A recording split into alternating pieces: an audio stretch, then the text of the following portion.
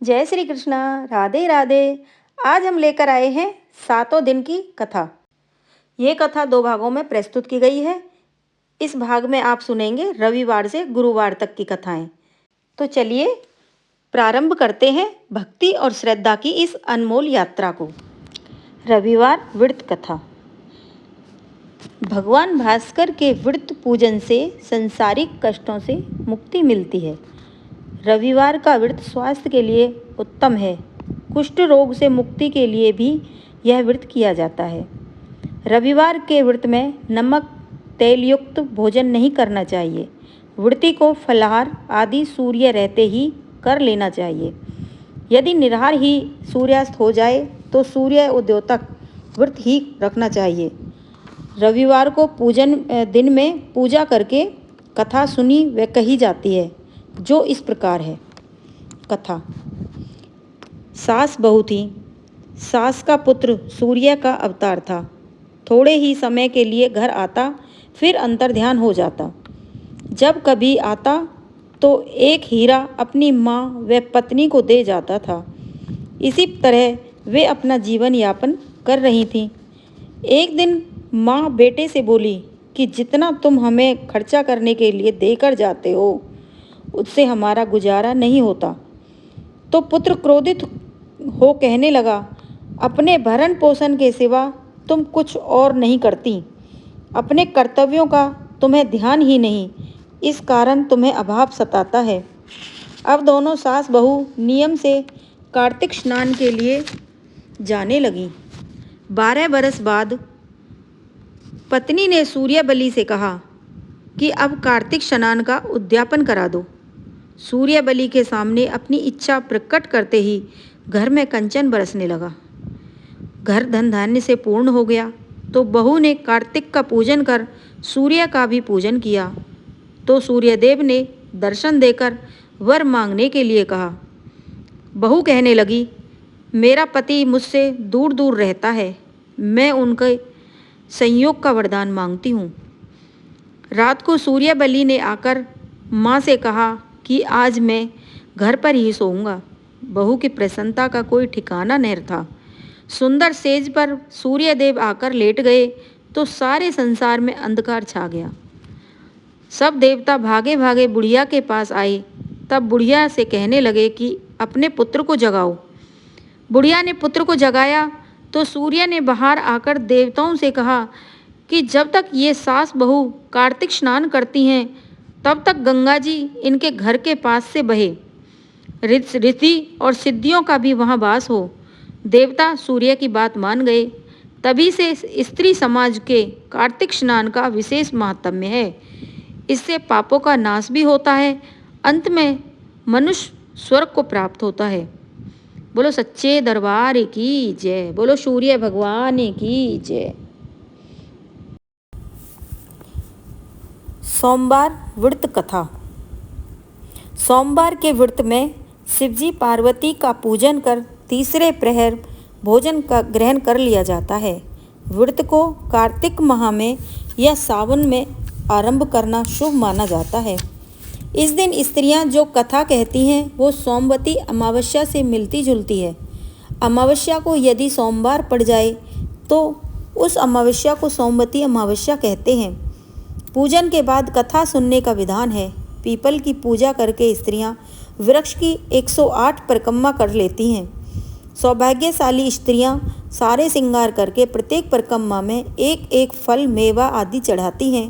परिक्रमा के बाद धोवन की मांग का सिंदूर अपनी मांग में लगाती हैं।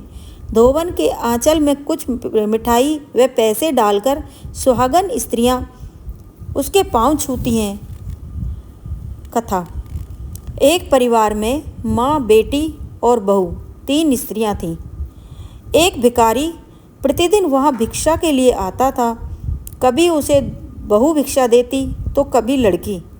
भिखारी बहू को दूधो नहाओ पूतो फलों का आशीर्वाद देता और लड़की को धर्म बढ़े गंगा स्नान कहता।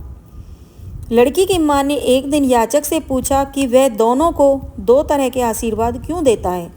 तो याचक बोला कि तुम्हारी कन्या का सौभाग्य खंडित है।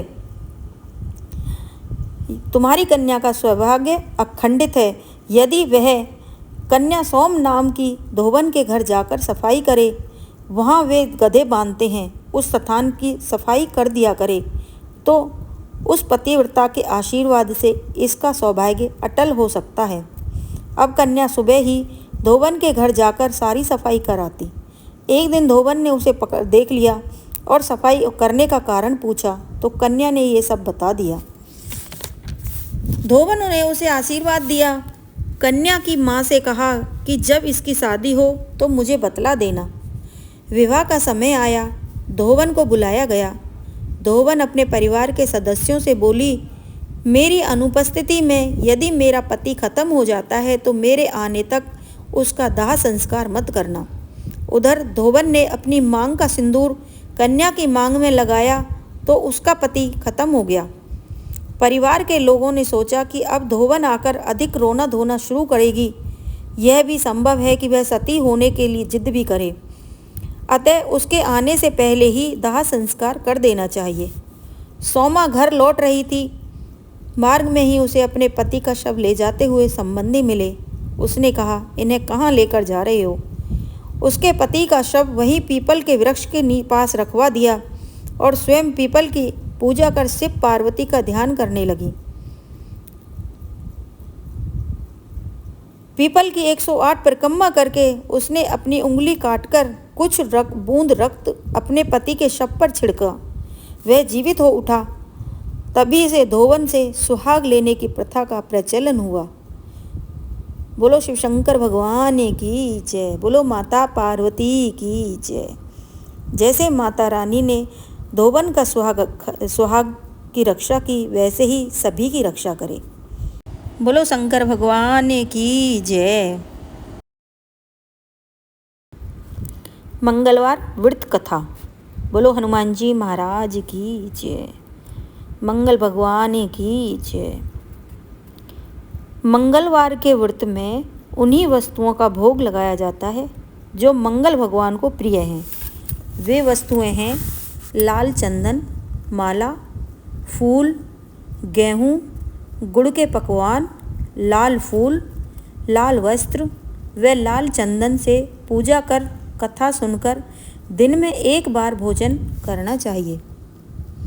11 मंगलवारों को नियमित व्रत करने से मंगल का दोष खत्म हो जाता है। इसकी कथा इस प्रकार है। कथा। एक वृद्धा प्रति मंगलवार को व्रत रखती थी। उसका एक पुत्र भी था जिसका नाम मंगलिया था। मंगल को बुढ़िया न तो गोबर थापती थी न मिट्टी खोदती। उसकी परीक्षा लेने मंगलदेव ब्राह्मण के रूप में वहाँ आए।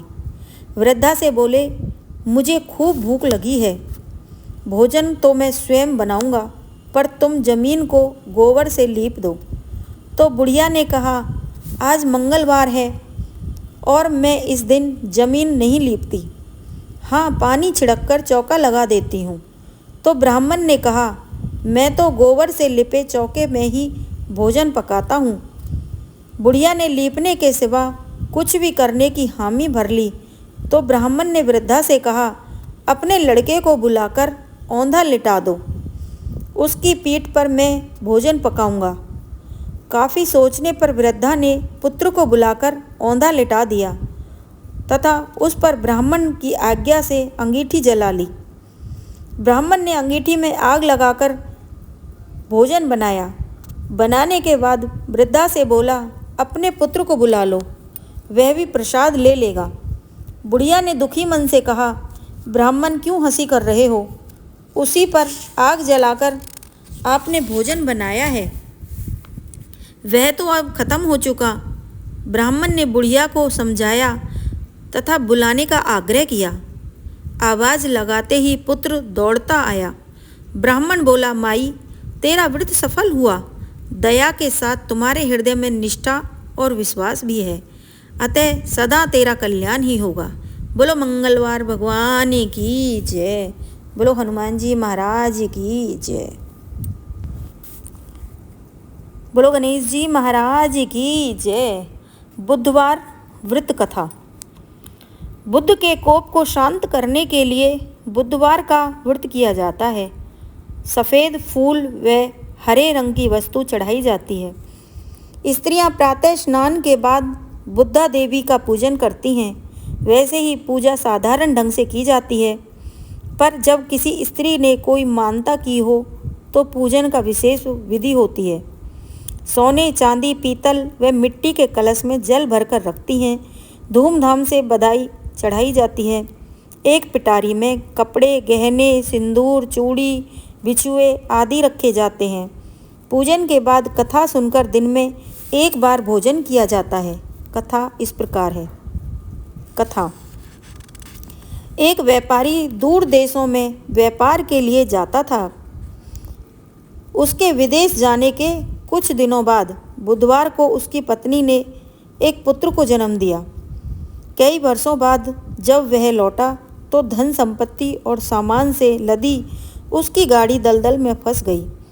काफ़ी प्रयत्नों के बाद भी जब वह गाड़ी खींचने में सफल न हुआ तो पंडितों ने बताया कि बुधवार को पैदा हुआ बच्चा यदि गाड़ी को हाथ लगा देगा तो गाड़ी दलदल से बाहर निकल जाएगी। बुधवार के जन्मे बालक की खोज में वह अपने गांव पहुंचा। घर घर जाकर पूछने लगा। अपने घर पहुंचने पर उसने पाया कि उसका अपना पुत्र भी बुधवार को ही पैदा हुआ है। वह पुत्र को लेकर गाड़ी के पास पहुंचा। पुत्र ने गाड़ी को हाथ ही लगाया था कि वह दलदल से बाहर निकल आई। गाड़ी लेकर वह घर आया। सब सुख से रहने लगे। वह लड़का भी बड़ा योग्य, होनहार, बुद्धिमान निकला। तभी से सभी स्त्रियां उसी प्रकार का पुत्र प्राप्त करने के लिए बुद्धा देवी का व्रत करती हैं। बोलो गणेश जी महाराज की जय। बोलो विष्णु भगवान की जय। बृहस्पति व्रत कथा। इस व्रत में पीली वस्तुओं जैसे चने की दाल व बेसन के लड्डुओं का विशेष महात्म्य है। चने की दाल व गुड़ पूजन सामग्री में जरूर होनी चाहिए। पीले वस्त्र, पीले फूल आदि पूजा में चढ़ाए जाते हैं। पूजा के बाद दिन में एक बार भोजन करना चाहिए। भोजन से पहले किसी ब्राह्मण को भोजन कराया जाता है। इस दिन स्त्रियों को सिर व कपड़े नहीं धोने चाहिए। तेल व कंघी चोटी भी नहीं करनी चाहिए। पूजा के बाद कथा सुनने का विधान है।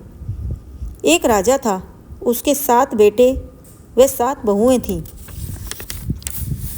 2 ब्राह्मण वहाँ रोज भिक्षा लेने के लिए आते थे, पर बहुएं उन्हें हाथ खाली नहीं है यह कहकर लौटा देती थीं। इस प्रकार बृहस्पति देव बहुत नाराज हुए। फलतः राजा का धन धान्य सब लगभग समाप्त सा हो गया। अभी भी 6 बड़ी बहुएं हाथ खाली नहीं हैं कहकर ब्राह्मणों को लौटा देती, पर छोटी बहू ने ब्राह्मणों से क्षमा याचना की और स्थिति में सुधार लाने का उपाय पूछा। तो ब्राह्मण बोला, नित्य नेम से बृहस्पति देव का व्रत रखकर ब्राह्मणों को भोजन कराओ। किसी व्रत करने वाली स्त्री का पति यदि परदेश चला गया हो तो उसी स्त्री को दरवाजे के पीछे 2 मानव आकृतियां बनानी चाहिए। इससे उसका पति लौट आवेगा। यदि घर में निर्धनता हो तो आकृतियों को बक्से पर बनाना चाहिए। राजा के 7 पुत्र भी धन कमाने परदेश गए हुए थे। उनके कोई समाचार नहीं आया था। छोटी रानी ने ब्राह्मण के बताए अनुसार बृहस्पति देव का व्रत किया। जिस राज्य में छोटी रानी का पति गया हुआ था वहाँ का राजा खत्म हो गया था। राजा के कोई पुत्र नहीं था, अतः नए राजा का चुनाव करने के निश्चय से हाथी की सूंड में माला दे दी कि जिसे वह माला पहनाएगी वह राजा चुन लिया जाएगा। ऐसा वहाँ के दरबारियों ने निश्चय किया। हथनी ने माला ले चारों तरफ चक्कर लगाया और छोटी बहू के पति के गले में माला पहना दी। वह राजा बन गया। अब उसने अपने परिवार के अन्य सदस्यों की बहुत खोज की, पर उनका पता ही न चला। सभी जीविका के लिए दूर दूर गए हुए थे। जनहित के लिए उसने एक तालाब खुदवाने का निश्चय किया। हजारों मजदूर वहाँ काम कर लिए आए। उनमें से उसके परिवार के सभी सदस्य थे। वह सभी को बुलाकर महलों में सुख से रहने लगा। छोटी बहू की पूजा के कारण सभी सुखी हुए। अब सभी विधि से बृहस्पतिवार का व्रत करने लगे। तब से कोई भी याचक उनके द्वार से खाली हाथ न लौटता था। बोलो सच्चे दरबार की जय, बोलो विष्णु भगवान की जय। धन्यवाद दोस्तों। अगर आपको ये वीडियो पसंद आई हो तो लाइक, शेयर और सब्सक्राइब करना ना भूलें। मिलते हैं दूसरे भाग में, तब तक के लिए जय श्री कृष्ण, राधे राधे।